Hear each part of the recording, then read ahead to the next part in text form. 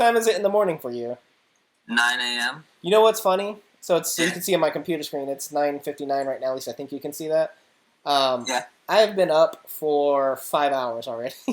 I am so sorry. That must suck. That is the reality of having a kid, though. That they are nature's alarm clock, and there ain't nothing you could do. There ain't no snooze for nature's alarm clock. Yeah, I have a coworker. He's got a quote that I say all the time. He says, "I love my kids. I just don't like them."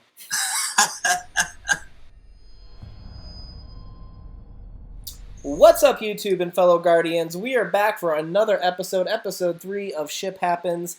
And on the mic with me is the Jedi Master of Ships, Mage Ducky, who first and foremost, I want to thank, because I think last time we recorded this, which was like a week ago, I was at rank 2,500. You gave me some advice, and I'm already, in 1 week's time, I'm already up to 873, which is a pretty big jump, in my opinion, and I'm still only doing one battle a day. So it's not like I'm even hitting this that hard, but just based on some of the strategies and things you'd recommend working on, it increased my rank a lot. So first and foremost, what you say is the truth. Like you do know what you're talking about with this. So I do appreciate you taking the time to kind of talk to us, talk to the Guardians about what we can do about ships and how to improve things. Oh well, not a problem. I love to help, and I totally forget what we talked about last time. So I might have to go watch those videos now. Yeah, exactly. Well, you might improve your own game by that then. Now, so Mage Ducky, I talked to you a little bit about potential other videos, what we want to cover in Ship Happens, and one of the things that I suffer with is I look as a normal common folk player at this fleet power, which I know is a mistake, right? Like in Arena, I know droids are way weaker. In a sense, some rebels are way weaker, but they do way more damage than if you were to go against like a full tank team, which has a huge power rating. And I know some people suffer a similar thing when it comes to this fleet power. It can be misleading, right? Yes. Even just like in just now before we started recording, you mentioned some things that were just beyond me. To me, what I look at is I look at the fleet captain, and then I look at the ship and the number of stars. And what I'll do is I'll actually click on the unit, right? So I see Ahsoka. This Ahsoka is only a gear 8, so I know it's not going to be super duper powerful. And that's about it, right? Like I'll look at the Sun Fac, and I'm like, okay, wow, that's really weak. I'll bet you I could take that down really quick just based on the gear rating. Talk to me about when you look at this screen, how do you start dissecting what units you want to go after as well as what opponents you want to select to battle? Well, first I should say that I'm in a transitionary period with my own ships as a mostly free-to-play player. So I personally tend to avoid Mace Windu right now, just because most of my losses come from facing him. Okay. And so, but that's a personal thing because my strongest ship is Geonosian Soldier, who is really bad against a Mace Windu's damage immunity taunt. Oh, it's horrible. It's horrible. So that's personal caveats are going to be thrown in for everybody. But one thing I like to look at is how well protected is their Ahsoka or their attackers. And so on the far left, you've got this guy with a Mace Windu lead. He has a 4-star clone sergeant, a 4-star Biggs, and then a 4-star Wedge. You can, Now, first of Wedge, all, how do you tell the difference between these X-Wings? Like, these X-Wings almost look the same, except they're just slightly tilted. Is it the tilt that tells you the difference? No. It should be the color of the X-Wing. Level 66 has more yellow on it, so that is Wedge. The 64 does not have as much yellow showing, and so that is Biggs. Wow, okay. So you're saying this one is Biggs. Okay, yeah, it is. Okay, I see the red on, like, the Yeah, wings there, because they both have the same. Actually, no. See there, See on the very top of the top wings, it has red and yellow. Mm-hmm. If you go back to Biggs, his is just red on top, which isn't a whole lot. But when it's just a little thumbnail picture, right, it's just enough to the extra yellow is just enough splash to kind of be able to differentiate the two. Okay. I care way too much about ships, I think. That's okay. That's why you're here, though, is to help us that don't know enough or don't have time to think through it. You give us the Cliff Notes version here. So you're looking at this. You see the Biggs, you see the Wedge. What do you see with that? I don't know how to break that down. Well, so Mace Windu has a targetable taunt that the AI will always place on a Republic ship if it can. Oh, At least in my experience, it may not, but it tends to go with the units with the most health, most current health plus protection. okay. And so you've got, without checking their individual specific health and protection stats, you've got a tanky Biggs and a tanky Clone Sergeant, it looks like. Um, and they have three means of target locks. You've got actually technically four: Mace Windu basic, Biggs on a crit, Clone Sergeant on a basic, and Resistance Pilot on the special, or crit ability, I think. And so chances are Biggs is going to end up taunting by the end of the first round. Which means that you're then going to have to chew through Biggs, and if he's still alive by the time Mace Windu goes again, Mace is probably just going to drop a taunt on Clone Sergeant. Biggs' taunt may drop off, and now you're chewing through a second tank without having even killed the first one. And those kinds of shenanigans are great for stalling out, which is why I personally try to avoid them. And we only have one Dispeller Ahsoka, right? Two, technically, three, actually. Who are the other Dispellers? So Ahsoka, on her crew ability, 3-turn cooldown, gets refreshed when the enemy brings in a reinforcement. Mm-hmm. You have Fives, who dispels on his basic, in addition to offense and defense down, if the target is target locked, so situational. And then Vader, on his special, the I Have You Now, which is a 4-turn cooldown. Okay, so we have a ship that's tournament locked. We've got Fives, which is situational, and then Ahsoka, which is a 3-turn cooldown. So those are our dispel options, which make it rough to go against a Republic fleet, basically. Right now, yes. That's the biggest concern about going against Republic fleet is there just aren't enough options to dispelling those taunts yet. Okay. I'm sure they'll come out. I'm sure better AoE options will come out. And once they do, Mace is going to probably fall off just a little bit in his relative strength, simply because there are going to be ways around the shenanigans that enable him to create a draw on defense. Okay. So, me personally, I would avoid Mr. Vitae over there. Then you've got, over here on the right side, you've got a guy who has 3 tanks, Fives, Biggs, and Sunfac. Mm-hmm. However, he doesn't have, at least showing, he doesn't have any means of putting a taunt on Fives. What that means is you can, despite the fact that it's 4 stars, gear, 8, or gear 9, you don't have to attack him. Unless he's got Plowen in reserve, and as a reinforcement, you will not have to attack that Fives until later in the fight. Because of that, he's not nearly as much of a threat. He's also not much of a threat because the AI doesn't use his special, and that is his only form of target locking other than Jedi Consular pulling Sunfac in for the assist. Otherwise, they have to rely on a Biggs crit in order to get the taunt up.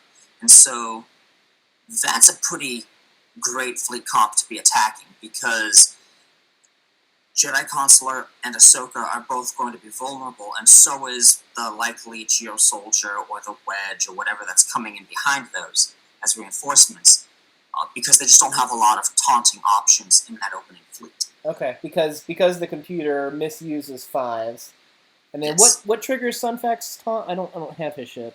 It's whenever a ship that is buffed activates, his taunt activates in addition to having a % damage increase or damage reduction. I would think that would trigger often, wouldn't it? So you're saying that you could just blow through him because he's so weak. You're saying? Well, yes and no. So the reason normally I would be hesitant because you said you were running an Akbar fleet.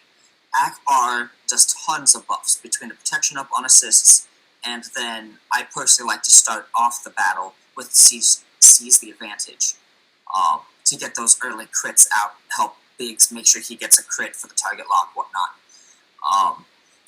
And so normally I would be hesitant, but you open up Sunfac here. He's gear 6, 3-star, the ship is 2-star, so you know he's not going to have hardly any health. Right. His unique there is level 3, so the defense bonus is not going to be very big. So Sunfac is going to be, right there, that Sunfac is going to be a pretty easy target to kill. Even with the defense bonus.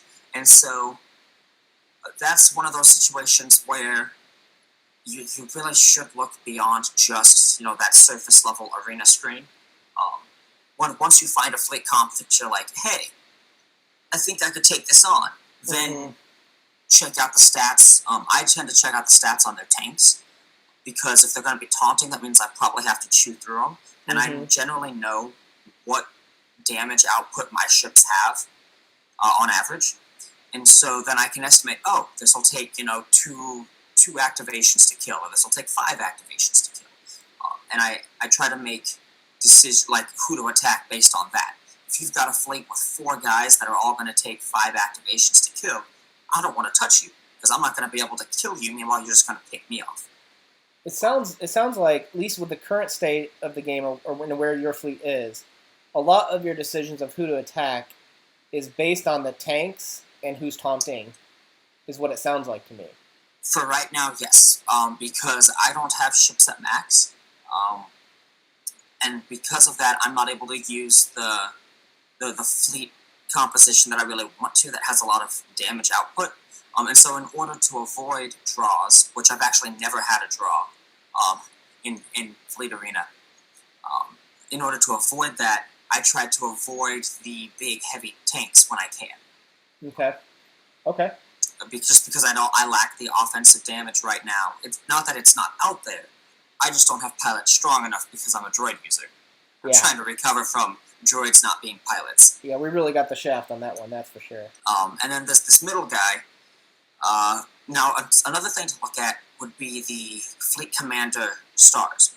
So, because it's 4 and 3, it's not a difference. However, if, say the guy on the right had 5 versus the guy in the middle has 3, the guy on the right is going to have 1 additional reinforcement, which can swing the battle. So I would probably go with the middle one if the right guy were 5 stars, just because he's got 1 less ship that he can throw at me. Additionally, he's got his tank is only 3 stars. His Dispeller is only 3 stars. His attackers are only 3 stars. So that means that the crew is not contributing as much to those ships as on the right. However, you just opened up the Genosian Soldier, and he's Gear 10. Gear 10, yeah. 7-star. That means that guy's going to hit pretty hard. Biggs is Gear 10. So, despite the fact that these ships are lower stars, the crew is a lot higher. Yeah. So what does that mean? You're saying that all of these will hit harder? So, the choice here would be between the right and the middle. And because after looking at the crews, the one in the middle has really advanced pilots, and the one on the right, especially on the Sunfac tank, is only Gear 6. I would recommend going with against the fleet on the right, because 5s can't taunt and the AI doesn't use them right. Sunfac is super weak, so you can blow through him even when he taunts against your buffs. He has almost no means of triggering the Biggs taunt, which means that the backline members, Ahsoka, JC, and whatever attackers he brings after them, are going to be pretty easy pickings. Okay. So you're recommending going against the highest fleet power, but like we talked about earlier, that fleet power is misleading, that might be the easiest win for me, because you can blow through his tanks and he doesn't have the AI misuses 5s, and you can take advantage of the open attackers at that point. Yes. And something to tell that helps illustrate the difference in fleet power. The one on the right is 5k higher than the one on the left, but they have the same starred ships, and I would think that the guy on the left, his crew are probably actually higher, but he's got 5k less power because Akbar has special damage. Yeah, there's a And circle. special damage, for whatever reason, the devs have decided that special damage should greatly impact ship power. Probably because there's only like 4 ships that have any kind of special damage boost from the pilots. So, me personally, I would take on the fleet on the right. Okay. Yeah, and that's something that I don't even know how to look at it at that level. So I need to start looking more at tanks, which tanks you could blow through, because the idea is how do you take out the attackers the fastest? Is that the general idea? Yes. If you can rip out their teeth, then you just have to kill their tanks before they gum you to death. There you go, the dental ship advice of Mage Ducky. All right, man. Well, let's wrap that video up there, because I think that pretty much covered some of the what I'll call surface level views into how you select past just the fleet power, which I thought was pretty eye opening. I'll have to start doing that now with my one battle a day that I do with ships. Only one? Only one. I just haven't had time to focus on it. But now that I'm getting closer to the top 500, maybe I will. But I've been too far behind on my units, on my mods, trying to prep for AAT, that I've prioritized ships the lowest, and I actually have a guide on that I'm about to publish with where I put my priorities. So all right. Well, I will be sure to show up on to that guide in the comments section and disagree with it. Because I have ships really high up. Dude, that is totally okay, man, and that is you play the game that that makes you enjoy it. I've got my reasons for why I prioritize things a certain way, and I'm open to that discussion. So, well, all right, man. Let's wrap up this video. Mage Ducky, thank you for your time. In summary, if I understood, to get away from just fleet power. So first of all, look at what their strategy is. How tanky are they? Because you want to take out that teeth so that you don't so that you get gummed to death, or don't get gummed to death, something like that. All right, man. Thanks for your time. Yep. Later.